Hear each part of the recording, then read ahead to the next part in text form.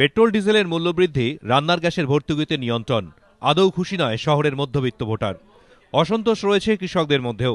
ডিজেলের মূল্যবৃদ্ধিতে সেচের খরচ বেড়েছে, আর সারের মূল্যবৃদ্ধির জেরে বেড়েছে কৃষিপণ্যের উৎপাদন খরচ। এই অসন্তোষ দূর করে শহর ও গ্রামের মধ্যে ভারসাম্য রক্ষা করাই এখন সবচেয়ে বড় চ্যালেঞ্জ ইউপিএ 2 সরকারের সামনে, এমনটাই মনে করছে শিল্পমহল। We assume that it will be more of a populist budget, which means the government has to appease the lower section and the middle class, or middle class and upper middle class and lower middle class. So I think the focus would be on that. এই পরিস্থিতিতে স্বভাবতই শিল্পের জন্য আদৌ কোনো চমক অপেক্ষা করে আছে বলে মনে করছে না শিল্পমহল।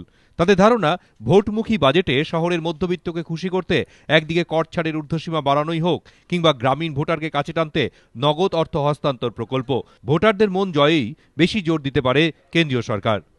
এবার গভর্নমেন্টকে এরকম মেজার্স নিতে হবে যেখানে they can fuel the development of economy. আমার মনে হয় কিছু গভর্নমেন্টকে এবার করা উচিত, আর এরকম করলে আমার মনে হয় সবই অল সেক্টরসে, whether it is services, whether it is agriculture, সবাইতে একটু কাজটা খুব বাড়বে।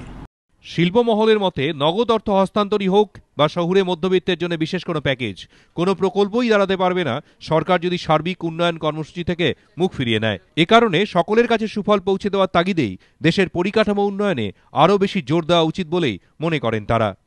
দীপক ঘোষ, এবিপি আনন্দ, কলকাতা।